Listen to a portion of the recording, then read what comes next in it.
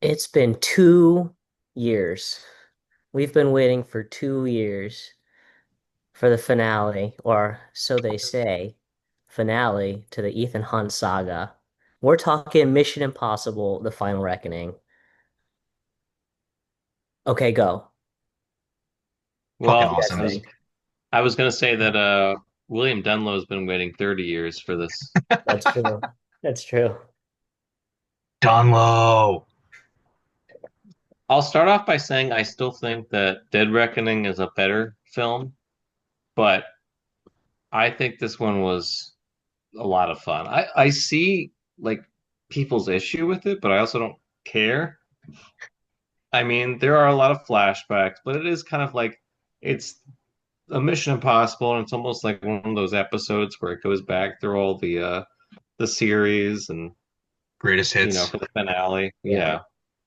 So, but I liked it. I thought a lot of the stuff was clever.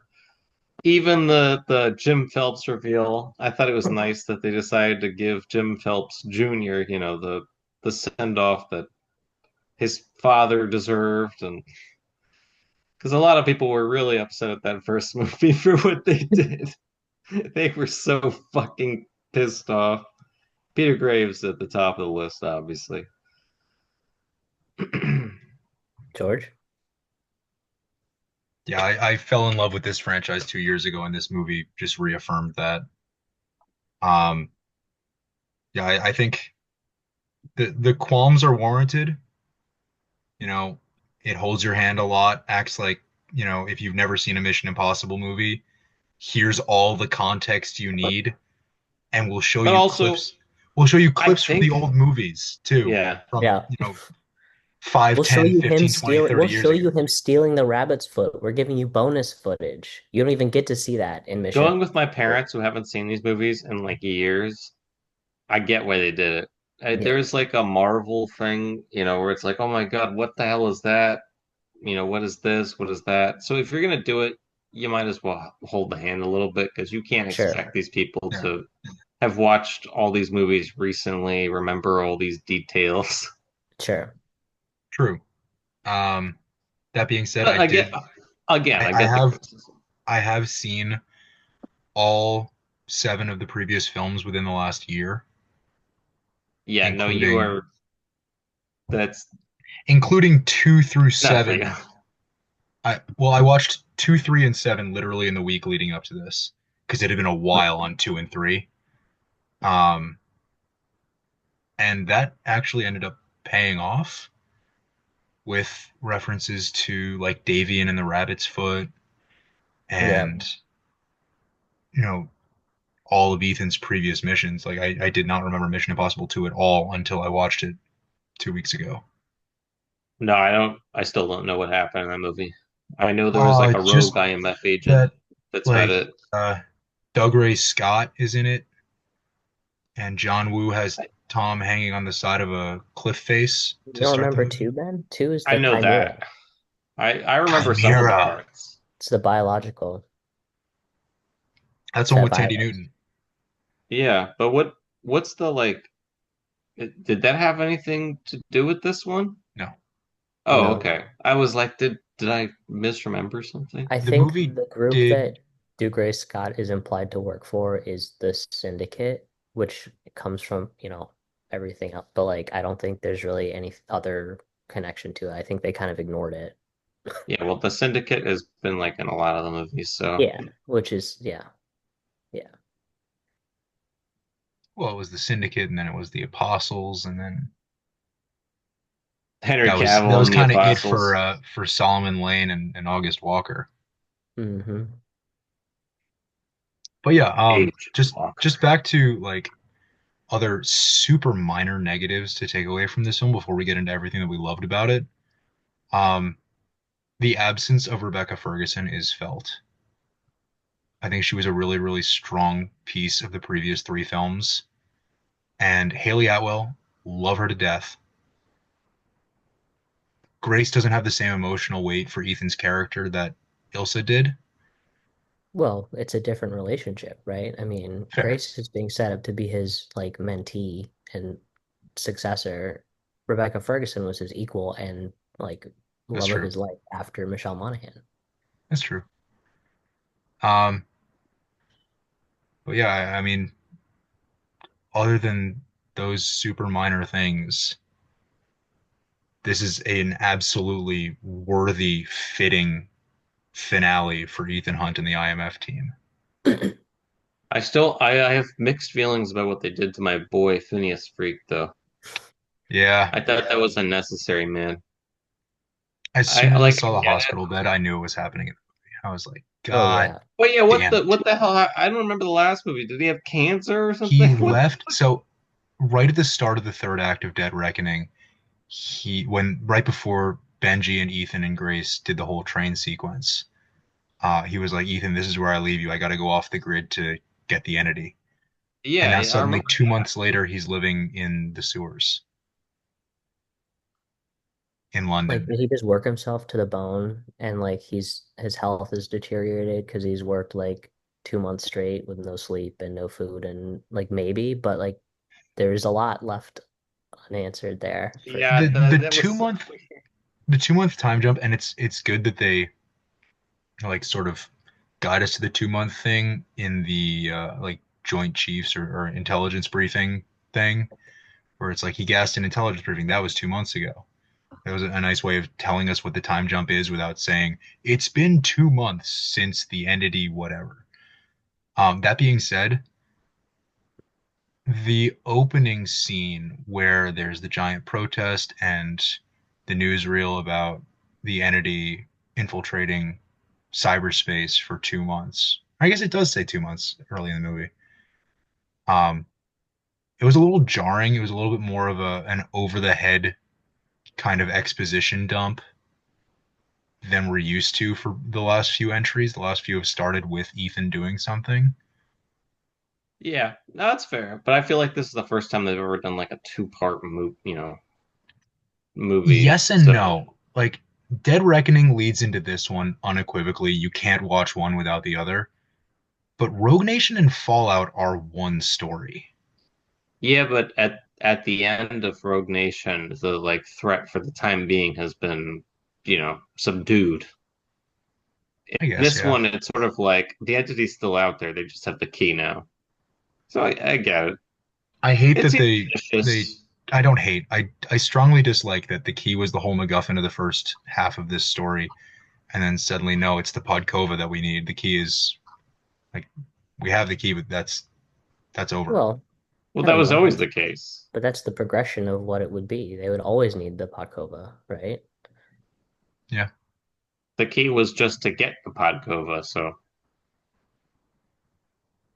God, I had so many theories about this movie, and literally the only one that ended up being right was about Luther.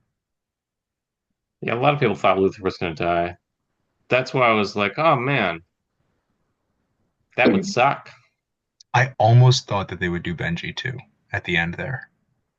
Yeah, no, but I knew that they wouldn't because Ethan is like handing over the team to him in some way. I don't know what they're gonna do.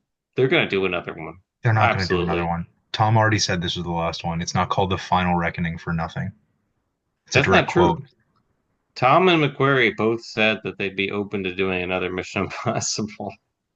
I'm quoting what Tom said on the junket at one of the premieres 2 weeks ago.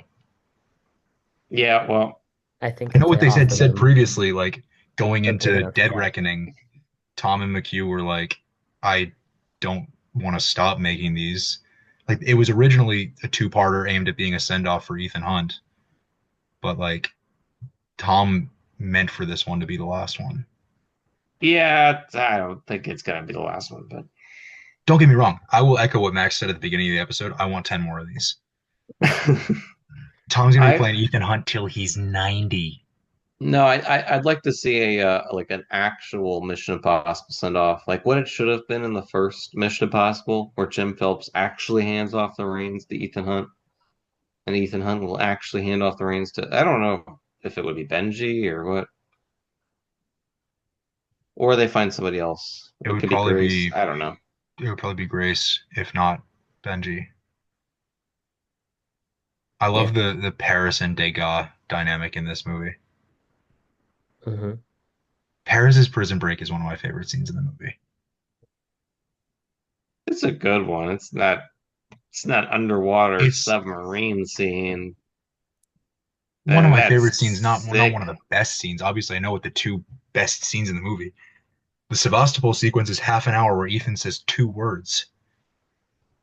It's so Yeah. intense. It's the most Everyone knows intense that he's viewing gonna experience make I've it ever had in the through, but theater. I thought they really they amped up the suspense in that scene a lot. Well, there were some quotes that Tom had on the junket talking about how he and the team were disappointed with the underwater sequence in the vault in Rogue Nation. Because they had to And use CGI for a lot of it. yeah, and they were upset with that, of course.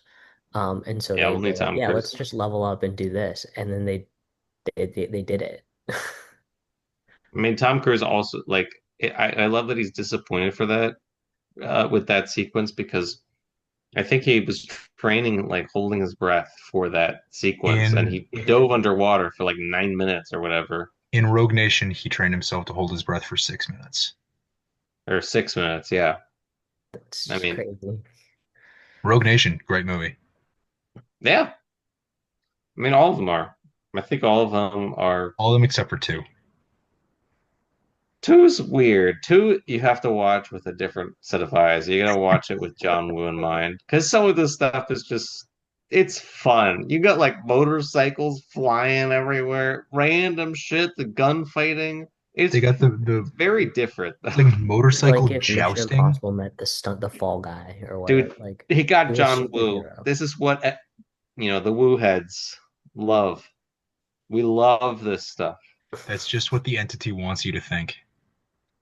No, that's what the entity wants you to think. I hate you.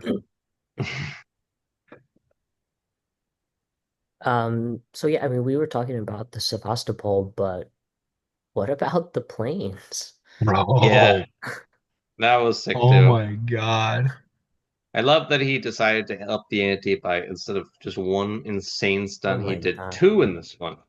And the trailer shows him on one, and you're like, oh, okay, 'cause he's just gonna be Yeah. on, and they're gonna be I will chasing. bring up Rogue Nation again, Ben, with two insane stunts. The opening where he's hanging on the wing of the plane and then the underwater sequence. I guess that's fair. But again, planes and underwater are two gigantic stunts that he's doing in this film I'm gonna entirely practically. I'm gonna count the Sevastopol actually as two stunts, two crazy stunts. He's gotta go in and out. Yeah, that's And fair. then we gotta give him two stunts for the plane sequence because One he's for each not. plane. Yeah, Yeah. exactly. And what happens to So Gabriel on his plane on the rudder? when that happened, it took me like a second. I was like, that is hilarious. Because Gabriel in this movie, for as threatening as he was in Dead Reckoning, he's kind of No. like a cackling goofball goon in this one. Which, and I mean, he disappears for a lot of the second act in this one. I mean, granted, that includes the Sevastopol sequence, which is Ethan by himself for half an hour, or what feels like half an hour. But Gabriel, he was one of the more serious elements of Dead Reckoning in what was ultimately one of the more lighthearted, definitely the most comedic of the Mission Impossible films. This film, and Max, you and I were talking about this the other day after I saw it. This film, there is sort of a tonal switch to something a little bit more serious. There are still the moments of levity, but this film feels right from Jump Street a little bit more serious than Dead Reckoning was. And then you've got Gabriel in this film who is just, I mean, SIE Morales is having the time of his life playing this character. And he just gets to, I mean, he literally says at one point, like, catch me if you can, Ethan, or you'll never be able to catch me, Ethan, which is so like golden age cartoon villain, Yeah, textbook 101. it reminded me a lot of like a Bond villain or something like that. But also what it reminded me of is an old school Mission Impossible villain from the TV show. So I love that they, especially because everything else is so serious in the film, they found a way to like, keep it lighthearted with this very serious, like the entity is not like a face or whatever. It's just the threat of like nuclear annihilation, which is pretty heavy. And then you got Gabriel there, like, haha, tell me I win, Ethan. And yeah, it kind of works. Especially, I'll justify the tonal shift in that he was like disavowed by the entity, and so now he's just kind of like running on nothing.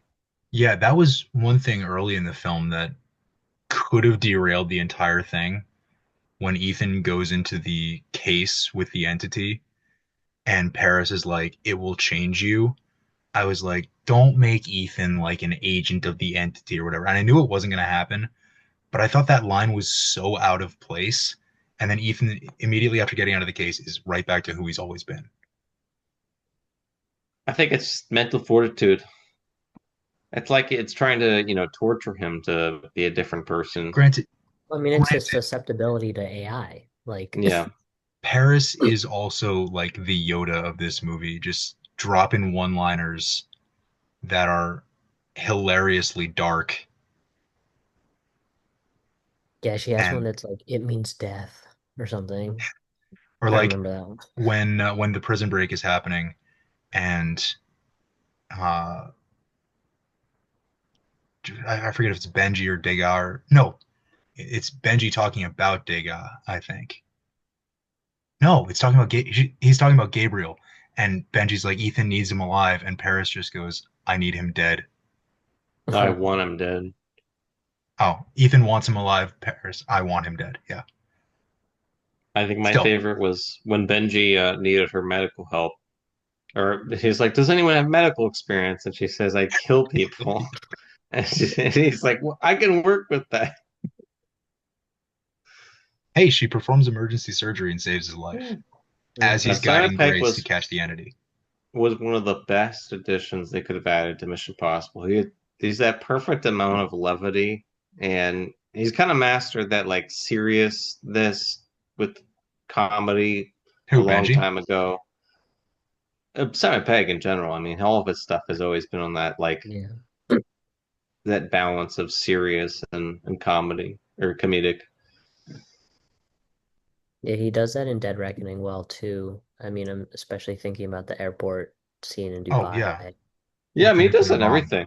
Yeah. Even the first time he's introduced, and what was that, Ghost Protocol? No, Uh, He's in MI3 3. oh yeah, you're He's right. Yeah, a yeah, desk at the jockey in very 3. end. At the very end, yeah. yeah. But no, it's in Ghost Protocol where he's like In the actually an field for the agent first time. field, and Hmm. you can see moments where he's like actually scared and like frightened. Um, so he's always been good at that. Shaun of the Dead.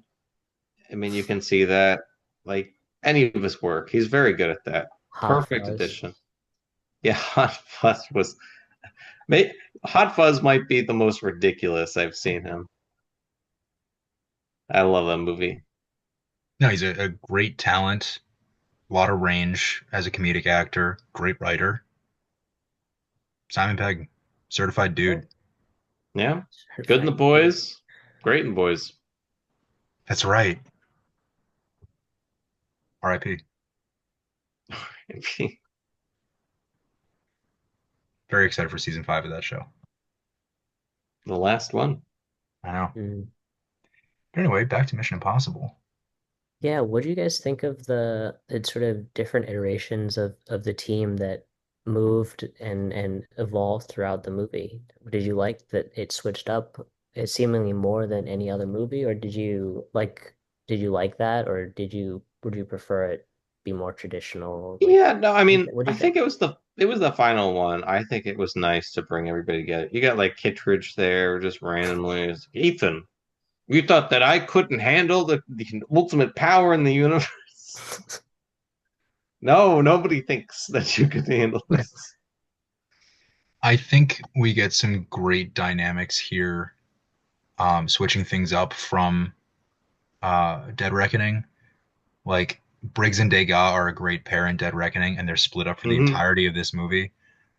Degas, love him on the IMF team. Briggs, kind of neutered in this movie. He's basically Kittredge's bitch. Um, Yeah, I would have liked to disappointing because see. I like Shea Wiggum a lot, and he didn't have Yeah, really a lot to do here. I think it Um, makes sense from where they left off, though, and that. Briggs slash Phelps was always kind of like, suspicious of Ethan Hunt. They gave another Well, reason why. And ye Degas, even in the Dead Reckoning, was already like, I don't know, I think this guy's right. So it makes sense to play off that and split them up rather than have them Yeah, bicker but for an Shea entire Wiggum movie.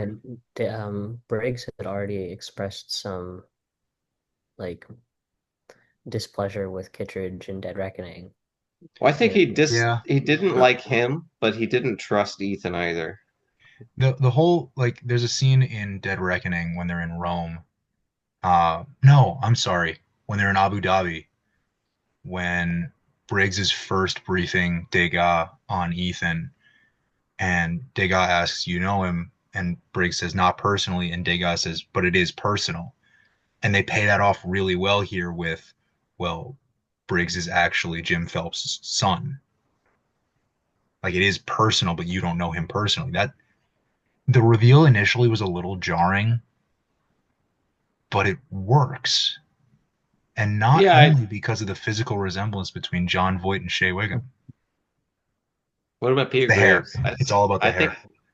think he looks a bit like Peter Graves. That's my Jim Phelps, not that fraud. Well, in the continuity of this film series where you're bringing back Bill I know. Donloe, That was the one thing that I kept thinking of is that how beautiful could it have been if Peter Graves actually had handed off the reins? You get pictures of him instead of fucking John Voight who dies in a stupid helicopter crash. I love Brian De Palma, but he fucked up that movie. He fucked it up. he And did, he but almost that one derailed this frame, entire series. the Huh? one frame, the one frame that he held on in that Oh, movie of Phelps dying in the helicopter crash, no, no, that was horrible. That's so 2000s. The CGI, oh my God, looks like it was made in Photoshop. but yeah, I think back to the team dynamic, Max, your question. Um, it was a different look to have Ethan split up from the rest of the team for so much of the movie. Happens a little bit in Ghost Protocol, in the third act, where the team is all doing their thing against um, what's his name, the villain in Hendrick, Ghost Protocol, The whoever had the Hendrix, nuclear codes, Hendrix. Cobalt. that's his name. Yes. Hendrix, yeah. The team is all like focusing on disarming the nuke that's headed for San Francisco, and it's just Ethan one on one with um, Hendrix. And in future movies, the team is all together for pretty much the entire movie. Some combination of at least two characters is always together. And this is so personal for Ethan that he's solo for so much of this movie. But then we do get that team dynamic in the third act where it's Ethan and Grace and Benji and Degas and Paris and Gabriel and Kittredge and Briggs. Like everybody comes together here. Not unlike the train sequence in Dead Reckoning, but what we get here is like the IMF unit at its absolute best when everyone's together. I thought it was nice that I Oh, mean, even though and Benji Donlow, got to remember Bill Donlow, who could have Dunlow, just been like one. Dunlow isn't his name? It's Donlow, Is it yeah. Dunlow? Uh, they could have Okay. just brought him back as a goof, but then they made him essential to the plot, which I thought was Well, just they perfect. introduced him as a goof, and then they made him a key character. Just Beautiful. remember, if Ethan hadn't given him incredible diarrhea in 1996, he never would have met his beautiful Inuit wife. That's true. I love that he kept it's such a movie The cliche, knife. but that he kept the knife and gave it back to him. I went back because I spent 6 months from Gladiator 2 until last week when we did Fight or Flight avoiding the trailer for this movie. Every time it came on the screen, I would completely dissociate it, close my eyes. I'd like think about other stuff. Yes, Max, exactly that. Um, just completely avoiding the screen.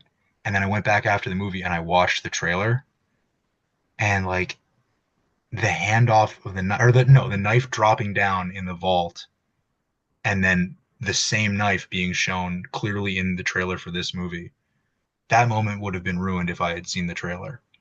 Or Ethan jumping off of the aircraft carrier into the water, that would Yeah, have but been like I don't all of know. these moments. And I don't know if it would ruin much for me. I saw it.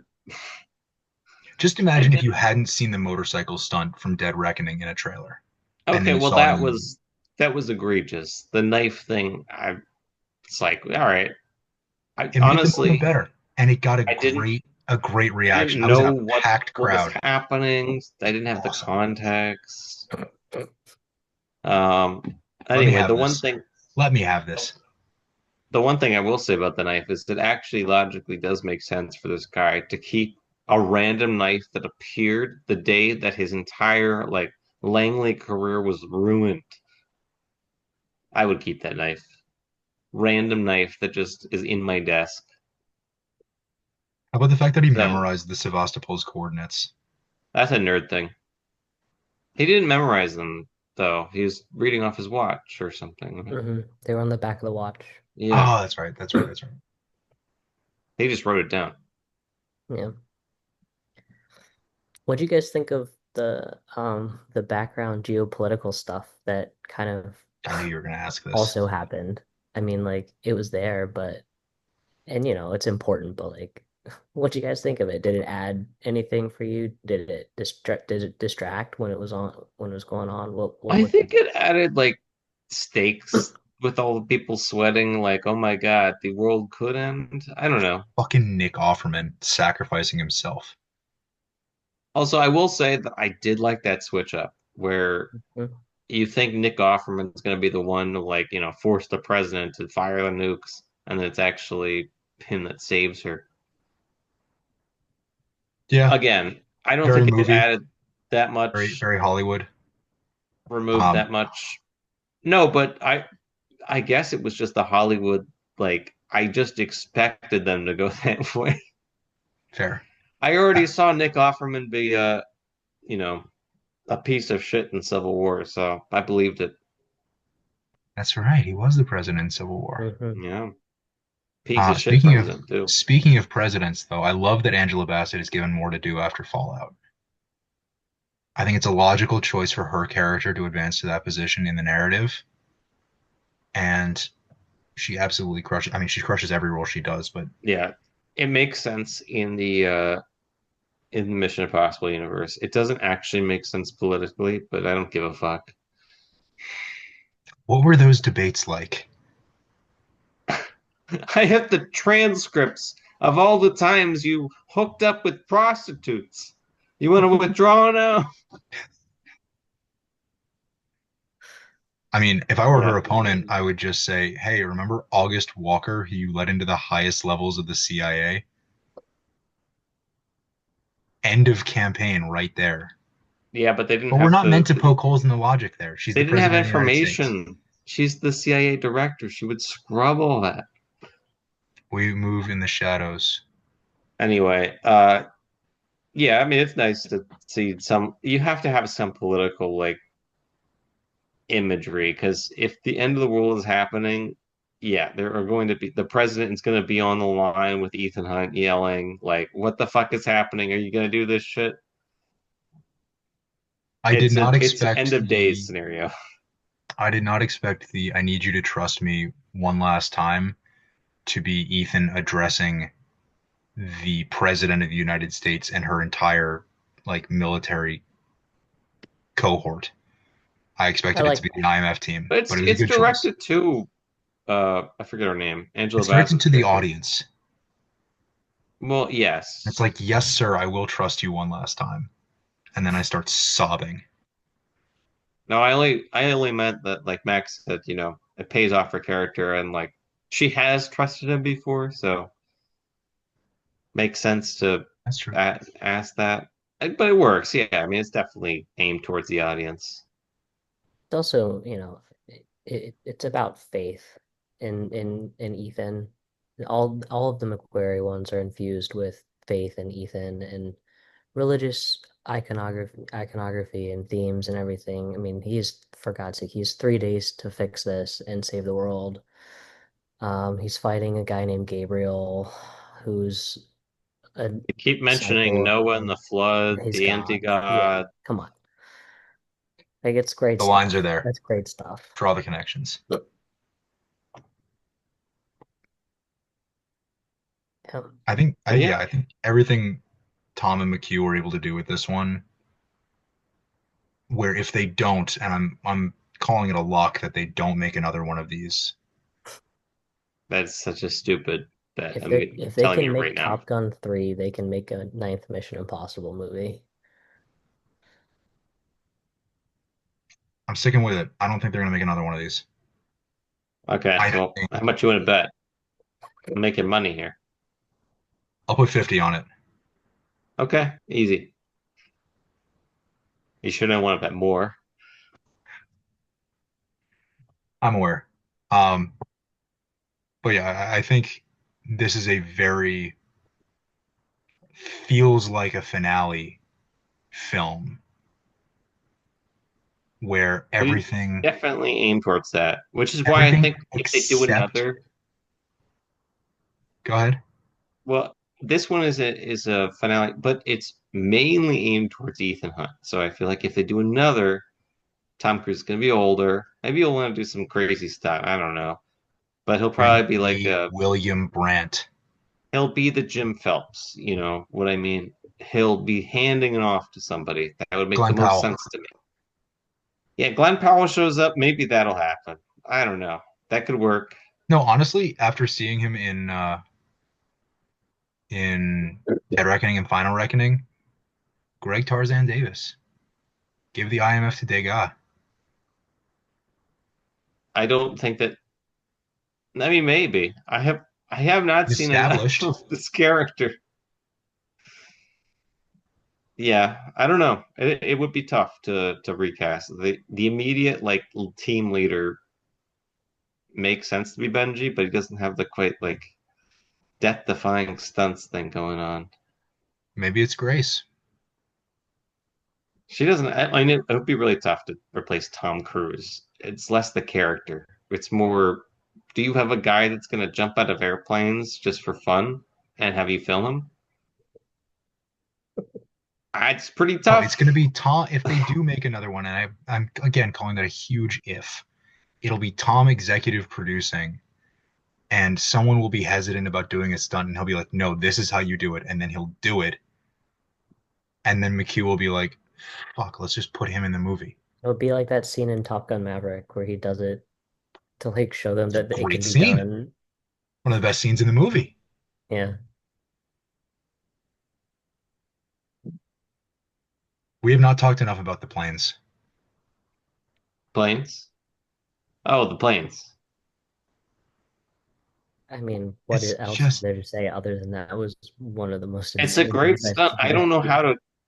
You want me to like deconstruct the stunt? The guy Oh, jumped from you just gotta airplane go to see it. airplane. the fact that he climbed from plane to plane in midair and then Yep. had to finagle two parachutes, one that burned up, and then another one that was an emergency reserve close to the I ground. I do have a slight criticism, and it's a stupid criticism because it's this Mission Impossible and everything ends on one.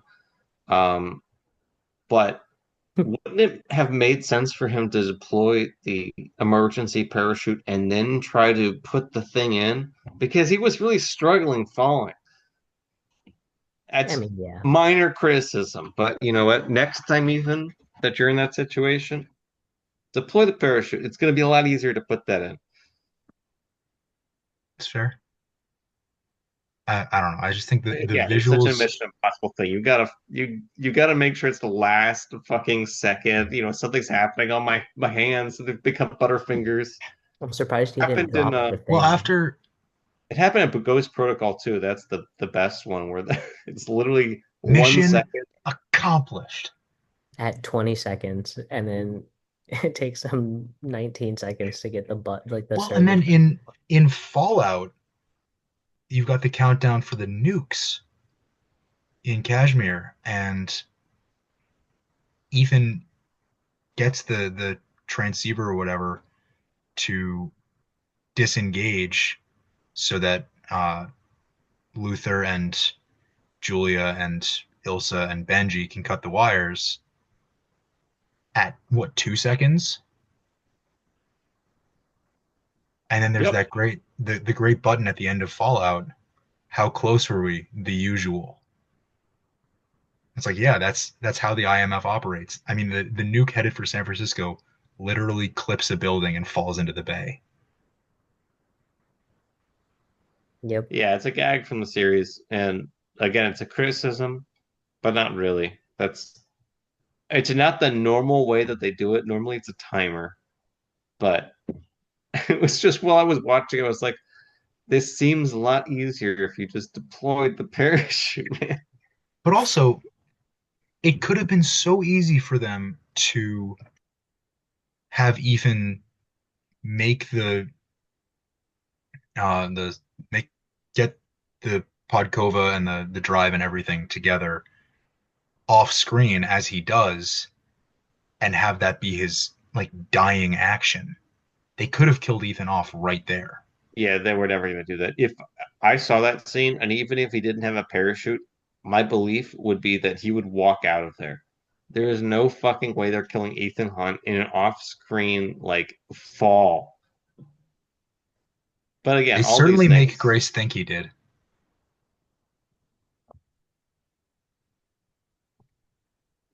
Yeah. Tom is fantastic in this movie.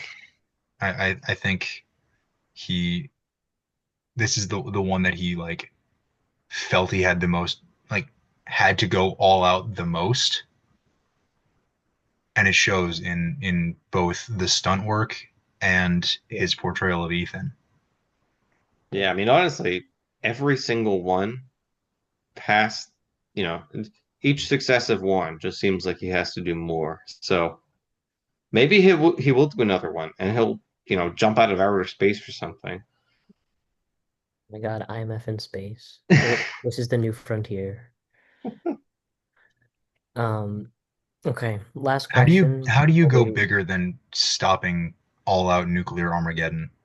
You stop out just, uh, the galaxy. You have to save the galaxy. All right, when fucking Thanos walks through a portal and Ethan Hunt says, "I am the IMF, Oh Iron my Man God. Federation." They're gonna the recruit ultimate Ethan Iron Man. Hunt. He's in the Fantastic Four reality. Maybe Jim Phelps is retro 60s era. Maybe. Yeah. Could be. All right, last question before we wrap it up. Was it worth the wait? We, Oh, absolutely. It was a fucking like 2 years. George? Um, yeah, delayed gratification for a movie like this is worth it. I think if we had gotten this movie as scheduled a year ago, I would be saying the exact same thing. You know, why didn't we get Final Reckoning the day after Dead Reckoning is probably something I would have said a year ago. It's probably something I would have said. It's probably something I did say right after Dead Reckoning came out. Like, why can't we have part two tomorrow? I mean, Um, it really wasn't that long compared to a lot of movies. no, I mean, No, 2 to 3 was they had six it filmed. years. Fallout to Dead Reckoning was 5 years. Like they do long layoffs. So the fact that this turned around in 2 years, Hmm. which was I think the shortest gap between movies in the franchise. Correct me if I'm wrong, but I The think only shorter gap that I could think of that might be possible is between two and three, but I don't even think that was. I think that I was think 3 or 4 Rogue years. Nation and Fallout are pretty close together, I'm pulling it up. Mission but it Impossible might be was similar. 96, 2 was 2000, 3 was '06, Ghost Protocol was 11, Rogue Nation 15, Fallout 18, Dead Reckoning 23. So this was the shortest gap between two So it movies. was the shortest. Okay. But yeah, I mean, 2 years is both a long time and no time at all to wait for a movie like this. Yeah, I mean, I guess it is a two-parter. So Yeah. I mean, it's kind of, wasn't Dune 2 years? yeah, it was Dune about the was same. 2.5. Yeah. Yeah, I mean, most times it's this long. You look at the Star Wars movies, we're pretty long between some stretches. yeah. Yeah. Originals and prequels were 3 years apart, and sequels were 2 years apart. But like the Batman, we're gonna end up going 5 years between the first one and part two. Spider-Verse was 4 years between one and two, and now Hmm. at least 3 years between two and three. This is just the way movies are made now. Yeah, it depends on which one or what's what. Yeah. But you have to film like Lord of the Rings only released like they did because they filmed all of them like at the same Well, time, they shot essentially. they shot Dead Reckoning and Final Reckoning back to back. Yeah, but they didn't finish it because of The The strikes. strike. the strikes and stuff. So yeah, perhaps I mean they would have gotten it done within like a year or something like that, probably. But for what happened, yeah, I mean, not bad, guys. Did Mm-mm. great work in a short amount of time. Yeah, I think the writing and direction of this film hit very hard. I think the stunt work, I mean, as we've spent 40 minutes talking about already, is insane. Tom at his absolute best. The character work, I mean, I love the performances across the board here. Um, yeah, this was a really, really great finale, Ben.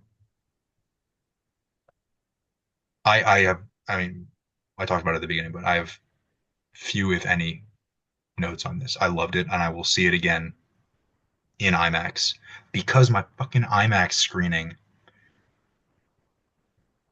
they said that the IMAX print wouldn't load into their system, so I had to watch a standard aspect ratio on an IMAX screen. But I got a voucher for a free IMAX screening, so I'm going to use that to go see Final Reckoning in IMAX next week. There you go. Yeah, it was awesome, guys. Um, Definitely worth the wait. Go see it in IMAX. Go support your movies. And we'll be back next week with another review. Um, This We're yeah, gonna episode review will it this was just again. so awesome. This was an episode will awesome. This was self-destruct so in much 5 fun. seconds. Good night. Huh? This episode will self-destruct and you ruined it. Get down. I just quickly mentioned that I cried when I heard Luther's closing monologue. Oh, I Yeah, cried when he I shed a died. tear. I didn't cry with that. Oh, I true. was like, that's a Luther. That's a Luther line. It's like he's still there. We He's also with me. had insane applause after Tom's intro and when the credits rolled. Yeah, lots of people like the intros. It was awesome. All right, this episode will self-destruct in 5 seconds. Have a good night. Good night.